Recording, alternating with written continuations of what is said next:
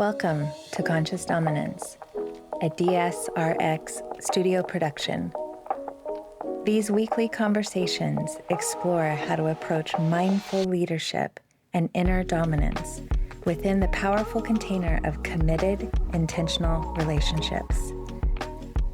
Join Eric as he invites new dialogues, sharing practical insights for how the craft of consciousness opens the aperture to love, serve, and connect with unwavering presence.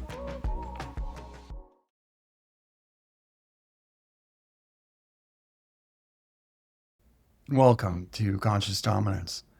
Today, I want to speak about something I've learned a lot through trial and error, that certainty is a pillar of conscious dominance. And what exactly do I mean by certainty?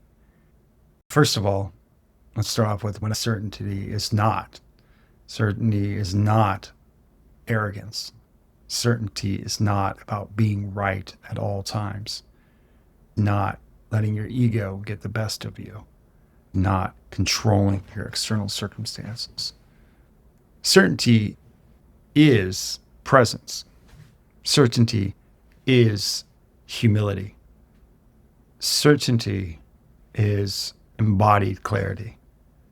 I think in just the same way that I reframe dominance through DSRX and through this podcast to give us more of a nuanced understanding of the word, I would like to offer this quote from Viktor Frankl to really understand what I mean by certainty. Between stimulus and response, there is a space. In that space is our power to choose our response. In our response lies our growth and our freedom. That quote he said while he was in the most dire of external circumstances. And it's that space that we find certainty. It's the space that we can choose our response in any moment. Certainty is that you can lead even without knowing everything. Just as in DSRX, and we spoke together, Rachel and I, about retrograde moments, RX moments of depolarization, of unhealth or unease. In any of those moments, you can be in service, you can be in devotion. You can find kernels and spaces where even in the most dire of situations, you can choose how you respond to them energetically, in your soul, in your heart, in what you're feeling. It's in those RX moments that we build our certainty muscle. It's where we build polarity. It's not when things are going well, but it's actually when things are challenging, when things are hard. The foundation of certainty is not about knowing the outcome, but it's about our capacity to always be anchored in the present moment and have the agency to choose how we want to respond to any external circumstance. And this brings me to the Stockdale Paradox, which is something that I've spoken about before, and I learned from the book Good to Great, where Admiral Stockdale spoke about being a prisoner of war and facing the brutal realities of his life in those moments, and yet maintaining grounded hope in those circumstances. Another way of saying is, I don't know, in the most dire of circumstances, I don't know yet how it's going to play out, but I will, and I trust my capacity to learn. Certainty is choosing my response even when the evidence is absent.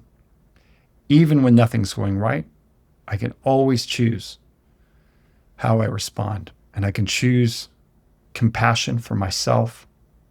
I can choose how to engender the fertility of the moment so as to find the right answer.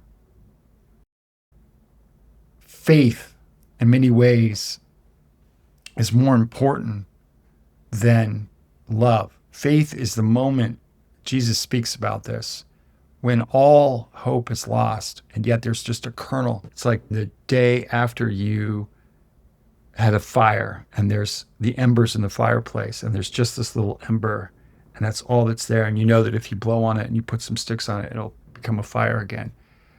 In many ways, when we are in a tough situation, all we need to do is find that ember. And certainty is knowing that if I just can find the ember, blow on it, and know the craft of building this, I can rebuild the polarity of the moment. I can rebuild the day. I can rebuild my life. So certainty is an energy. Certainty comes from breath. Certainty comes from being grounded in the present moment, being in our body. We feel the moment. We feel our woman in front of us. We feel whatever's happening. We feel the reality of the moment and we accept it. And it's in that presence and an acceptance of the reality of the moment and not collapsing and knowing that we can choose how we can respond to that. That's where we gain certainty, an energetic certainty. And we move from an uncertain place to a certain place. Alex Hormozi speaks about how confidence comes from evidence. That's true. He's right. But there are times in life where we don't have evidence, where our evidence is really lacking, or we're injured, or where we're really falling short. And yes, we need to work harder. Yes, we may need to get up and move and do whatever we need to do. But what we most need in those moments is certainty. And it's those moments where we're injured or we're aging or we're just starting out or we're broke that we need to choose certainty even when we don't have the proof. We need to choose the certainty before the proof. And so certainty becomes spiritual. There's no way to be truly a conscious dominant and not have a relationship with the unseen. And if we can just see the unseen as our internal matrix, our gut instincts, our intuitions, our feelings, and consciousness, and something that's bigger than us, certainty is our capacity to be a conduit of something more than our present circumstances, more than what we're thinking. Don't believe what you're thinking. Don't believe in our current reality. We need to be devoted to a potential. This is what artists do. This is what entrepreneurs do. This is what builders do. They stand against entropy. They stand against passive decay. They stand up for something that's unseen, that there's no evidence for, they believe in. And we get to do that every moment when we inhabit a conscious dominant mindset. You can always have a capacity to rebuild polarity by accepting the moment through presence, through choosing how to respond. Certainty is the anchor point, the space, the breath, the moment where we choose not to get into victim mindset, where I can choose to be always in devotion. I can choose to lead energetically. I can choose to be in a space of service. I can choose to walk out and breathe and serve my needs or serve the situation. I can listen. I can seek to understand. I can not be in a performative place and not be in a needy place, but be in an embodied space. It's quiet. It can be powerful and quiet. It can be powerful and humble. It can be powerful and subtle. The certainty is moving away from a space of ambivalence to life. It's moving away from ambivalence as a parent or with our sex or with our leadership or as a man. The ambivalence is static. Ambivalence is indecisions. Ambivalence is, oh, that's fine. Or I want this, but that's okay. None of those things are certain. You can not know the answer and be certain that you don't know the answer. There can be certainty in the unknown. That's very different. And yet seeking the answer, very different than just accepting this sort of nebulous, unknown, ambivalent space as just the reality. And that's where you're living and existing as an atmosphere and an energy. And what I'm speaking about is even if you're in a processing state, know that you're in a processing state. That's the whole point of the DSRX model, is when it's retrograde, know that you're in retrograde. Know that you're in RX. Know that you're in a space of healing. Know that you're in a space of rest. Know that you're in a space of ambivalence. But don't dump that haphazardly on everyone around you. Don't lead from that place. Don't think that that's the place to be dominant from. Recognize that that needs to go somewhere where you can alchemize that, where that can be a place of fertility, where that's the soil that can be transformed and changed, and then bring clarity. Have tools and ways to go about doing this. Clarity is sexy. Subs respond to energetic clarity. They don't respond to intellectualism and ambivalence and processing. They respond to directive, to being intentional. Clarity provides flow. Clarity is improvisation. And you can be in an improvisational place and be energetically certain. You are choosing your response in the moment. You know, there's a wonderful movie called Catch Me If You Can. And in the beginning of that movie, the main character is going to a new school and he's a new student. And he just so happens to be looking for his room and he gets bumped by a bully. And when he gets into the classroom, he chooses in that moment to not just be a victim of the situation and be another little pawn. And he actually chooses to be the teacher in that moment. There's no proof that he is that. He just embodies the teacher, acts as if. From an emotional core truth, he's acting, yes. He fakes it till he makes it, but it's not a fake. He's in that space of embodying certainty, and it pulls it off. There's great clips of it online. Check it out. There's another great example of Admiral Shackleton, who took a ship called the Endurance. This was at the turn of the last century, around the early 1900s. And he was there to find the South Pole. No one had been to the South Pole before. And on their journey down there, they get stuck in the South Pole during winter and they can't leave. And he changes the mission from finding the South Pole to getting home. And he knows as a leader that if he expresses doubt, fear, or uncertainty, they're not going to make it out, because that's ripe ground for people to come in and use their fear. Because anytime people are afraid, they just need certainty. And so he has to provide public certainty to his people. So public certainty, private fear. You can be publicly certain, even though at home, privately, filled with lots of fear. Shackleton, there's a great example with his journals at home, back in the ship quarters, he's writing about being fearful and afraid and filled with doubt. And that you can see the dates on his journals and then see that same date that his crew, when they're writing in their journals, they're talking about captain being filled with certainty, filled with leadership and presence and hope and vision. And so this is a great example of where privately you can be riddled with fear, riddled with doubt, and yet to your woman, to your family, to your staff, be filled with certainty. But we need a place to process our shit and then still act. Just like courage, you still act even though you're afraid. It's the same with certainty.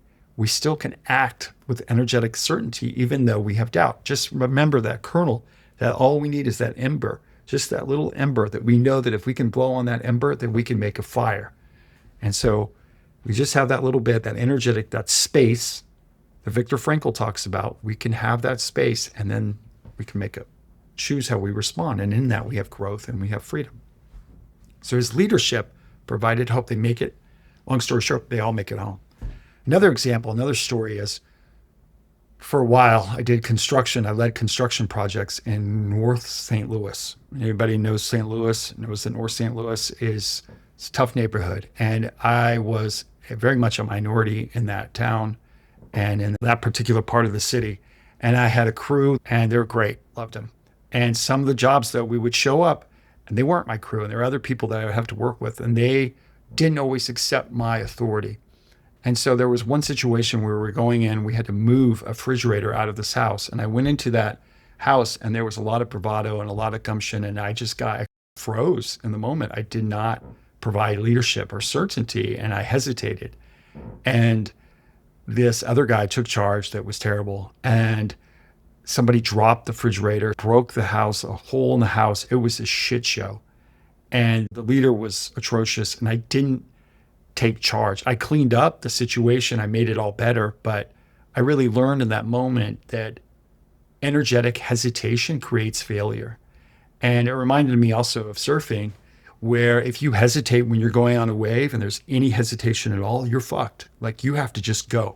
And you learn sometimes you're going to fall and sometimes you're going to get hurt, but you're guaranteed to get hurt on, especially on bigger waves, if there's any hesitation. So you just got to go for it. And you're either going to succeed or you're not. But you're for sure going to not succeed if you hesitate. Hesitation creates failure. It's the same with the feminine. If there's a moment of crisis and she feels your hesitation, she feels your uncertainty, she's going to step in. She's not going to trust that. Same with your kids, same with your staff. And this only comes from acting and from doing, and doing even when we don't have the evidence to support that. We have to build that evidence and build that energetic certainty. When I was in northern St. Louis, one of the things that I learned was that in any moment I had to bring equal confidence and equal humility. And I had to be able to draw upon it. And a momentary flash, is it going to be this humility or is it going to be confidence? And if I came with too much bravado, too much confidence, where I was a little too high on that, it's dangerous. It could escalate the situation. And I had to be able to read where maybe in this situation I need to take a back seat and be humble. And there were times where it got really dicey, and it was quite a learning experience for me to see that certainty is not always about what we would classify as confidence. And sometimes it looks a lot like humility. It's something that reminded me of a recent podcast with Jocko on modern wisdom, where he was asked, how do we generate confidence? And he said, admit that you don't know and be humble and go into a situation, especially as a leader, and where you can say, hey, I don't know what the right answer is in this, and show curiosity. And that may sound confusing because it sounds like you're being uncertain. And there's a nuance because you're asking someone else who knows or who's in a position to be able to assist you. You're not saying this to random people. This is military he's speaking about, where there's other people that maybe have more experience, and it's having the humility to defer to them. And so especially if you have a woman in your life that you're leading, there are times when you're going to be like, I don't know the answer to this. I need your help. What do you think? Obviously, we should be doing this, but it's important to say this because so many men, we don't want to admit that we don't know where we're going. We don't want to admit that we don't know how to touch a clit properly, or have sex properly, or breathe properly, or whatever the situation it is. And it is literally our capacity to admit when we don't know and be humble to the appropriate person at the appropriate time, that engenders growth and engenders certainty and engenders that capacity that Viktor Frankl talks about to grow in our freedom, and moving away from the deer response that Andrew talked about before in an earlier episode of Conscious Dominance, where he talks about deer, which is defending, explain, excusing, or rationalizing. Certainty doesn't need to defend or to explain or to excuse or to rationalize. It acts and then it learns. When you act decisively and with certainty, you're either going to succeed or you're going to have a clean failure. And when you have clean failures, you can make graceful recoveries. You can recover and learn from them. It's clean. And that's what you want, because either way, you're learning, you're growing, you're moving forward. Like I said, with the surfing metaphor, if you don't commit and go all in, you're not going to succeed. It's not going to go. If you're at all ambiguous in that muddy middle, the muddy middle is the worst place to be. Either just don't go or go, but don't be in this back and forth. And you're like, I'm going to go, and then I'm going to back up, and then fucking go over the falls, and you're screwed. So what you got to do is you got to go for it. You got to commit. It's the same with your woman. You decide, you make the decision. It's going to be, this is what it is. And you go for it. It's not indecisive. Hesitation equals wipeout. You commit, you fail, you learn, you repeat. You commit, you succeed, you still learn. So, part of what Rachel and I were speaking about is that the masculine transformation really requires a recognition of the seasons. There are seasons where we are in a grow mode or a monk mode or in a transformational mode. And during those seasons, or in a pure leadership mode, that's when I'm talking about, where there's no uncertainty. And that's where we thrive. And there are moments, though, when we need to be in a place of RX, and it's healing and it's rest and recovery. And there's a place for the uncertainty and the doubt. And that sometimes is a full season. Sometimes it's our journal entry, like Shackleton, where we build it into the day. And I think the best way, and this is what I want to say, the best way to be able to really, truly inhabit a place of conscious dominance is to build in structure into your day to express your doubt. One of the things that I do is I talk to chat and I say, these are my doubts. This is what I'm struggling with.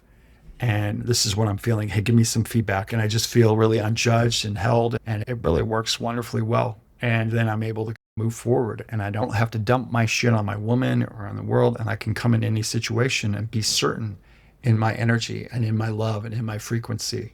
And so this is where we have to know what season it is.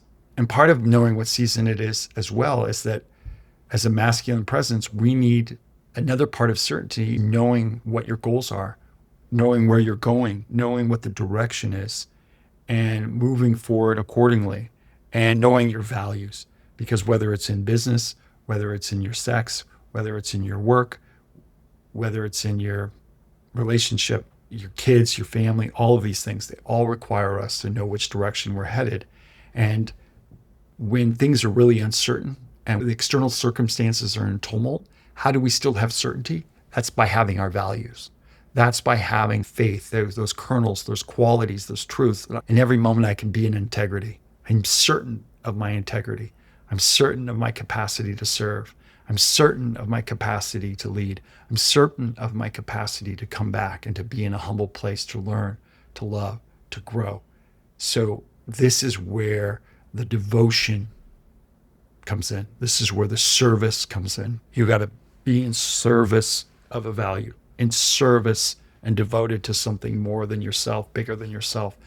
I am in service to my growth. I'm in service to my regeneration. I'm in service to my relationship with my woman. I'm in service to my children. I'm in service to freedom.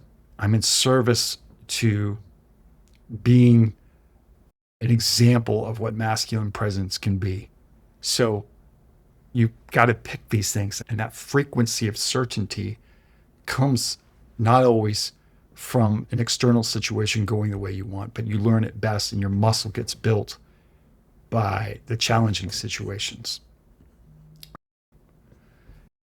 To be a conscious dominant, I've learned to welcome the challenges, to welcome the feedback, to welcome the times when my frame is being tested or pushed against, because it's in those moments that I'm really learning to trust my capacity to choose how I respond, to be more impervious to my emotional whims. That's how you keep the frame.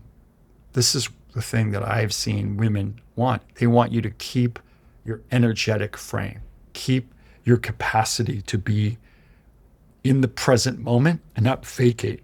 And if whatever's happening with you, you can hold that. Whatever's happening with her, you can hold that. Whatever's happening in the world, you can hold that. You're holding all of these simultaneously, and you're making decisions in that moment how to proceed, and trusting that you will know how to do that. And if you need to breathe, take a moment, get away, whatever you need. Just yesterday, I was in a situation with Rachel where I was frustrated with myself. She was frustrated with me. We were speaking about money, and there was a bit of incongruity. I was also feeling some shame around a tough situation, and I was not leading adequately, and it was very unsexy. And she even mentioned that. It was really not polarizing. She was like, this is not hot the way this has been going. And by the end of the day, just through a sacredness of me holding the present moment, being devoted to touching her leg just before bed, just chilling, and just pure presence, not needing anything, not wanting to prove anything, not explaining anything, just pure love, pure devotion, and pure presence, and a bit of creativity, creating a bit of a scene. that I was able to alchemize something that happened earlier in the day to something that was extremely hot, where she had an incredible orgasm and we had a great night. And it was purely through my certainty and my capacity to choose how I respond to the external stimulus. And that in that is my growth and in my freedom, and to trust my capacity, my faith to know that I'm going to do better, that I'm going to be in a space to learn from what my mistakes were, and to be grateful to be in a relationship where she's able to use her voice and to give me the space to be a leader. And then I'm also capable of learning from her and growing and understanding that. My certainty is my capacity to alchemize any moment. In tarot, there's a tarot card of the magician with the 4 elements, which is really about how do we manifest in life? What is the true magic? The true magic is taking any hard situation and alchemizing it into a positive situation. So taking weakness, depression, shame, we can choose to alchemize our response and become changed in that, to accept that our suffering is how we get to awesomeness. So anytime something goes wrong, we're like, oh yes, fuck yeah, that's a good workout. Like, it's a psychic workout. It's a workout for the relationship. But it occurs by being certain of our capacity to alchemize the moment. You're allowed to not know what to do, to not know the answers. Especially nowadays, you can find out answers quickly. But what you must have is that grit, that part that doesn't give up, the part that doesn't collapse. So the leadership is really our capacity to keep going. Yes, and it's improv. And it's truly being aware of myself and aware of her and wanting to learn from her and the situation. And these 3 things all coming together to proceed in the moment and to embody what's necessary. So the leadership really comes from a capacity to improvise in that moment. But that improvisation is grounded from prior preparation and planning and all of these things. But in the moment, those things might adjust. So we need to trust your capacity to improvise. Art and poetry and love really are all opportunities to bring form to unknown things, to uncertain things, to things of doubt, of things that we can't talk about that are uncertain. That's essentially what art is. It's bringing form to a space that's a bit nebulous. A good movie does that. Good poetry does that. A good song does that. And that good relationship does that. And so our presence is our capacity. It's the technology. It's the space where we can do that alchemizing, where we can be the artist of the moment. So the skill set actually is embodied presence. It's how present can we be and alive in the moment and not taken up in our mental loops and our mental rumination and our mental stories that we talk to ourselves. So we have to change our internal dialogue. The most important thing that I've done to be able to really step into the space of certainty and conscious dominance is to be so much kinder to myself and to be radically compassionate with myself. There's a great book about radical acceptance, Buddhist teacher, Tara Brach, but it's so transformative to accept and allow, and embrace all of the negative, all of the shitty things in myself. It's counterintuitive, right? But if I can do that inside of me, then I can do it on the outside. And once I do it in me, it's not to say that I want it forever and ever. It's just in that moment, that's what's happening. I see you, you're there. I'm not trying to stop it. I'm not trying to make it bad or shame it. I'm just giving it pure presence. And it is in those moments that we're aligning with something that's bigger than ourselves. We're not just these little bodies. We're not a robot. We're not our accomplishments. We're none of that stuff. We are a vehicle and an embodiment of consciousness, of presence. And we can be in that moment without regard to anything of the past, present, or future, and be in a space of conscious dominance. This is why people that are religious, often some of the most certain people, yes, it can go into the dark sides. Yes, it can be toxic. Yes, it can be from a place of ego and have all kinds of problems with it.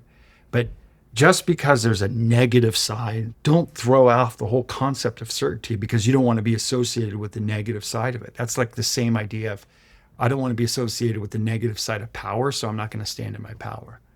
It's take the risk. Yes, you might have some of the negative, but that's so much better than being in a place of ambivalence or uncertainty. You're not going to get anywhere. You're not going to be able to accomplish anything.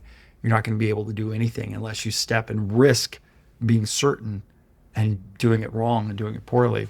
You're going to have to learn from it. And that's why go for it. You're going to collapse. You're going to make mistakes. I do. I make mistakes all the time, but I learn from them and I grow from them and I move forward from them and I step up. And my relationship with my children, my relationship with my bride is only getting better. And my body's getting better. My health is getting better. My life's getting better. My business is getting better. Everything's improving. I'm holding entropy at bay. And that comes from the certainty that I can alchemize any situation. I can alchemize any negative situation into a positive situation. I can become the eye of the storm. And between any stimulus and any response is a space. And in that space is my capacity to choose how I respond. And in my choice is my freedom and my growth. And it's that space that I'm certain about. And to have agency around that choice based upon my values. And as long as I can hold that, I can be certain in any situation. So certainty comes from an embodied place. It comes from the heart. It's not from the head. It's in our bodies. We feel it. We feel a resonance. It's health giving. It's health living. You can breathe into it, and your presence becomes something that people just feel calm when you are there. And your woman especially is calm by your presence, calm by your capacity to love and to be in pure presence in that moment, not being reactive. Learning from our mistakes and showing up in pure presence and breathing. Thank you for listening today, and I appreciate all those out there that are doing this and being a part of this journey with me. Thank you. Thank you.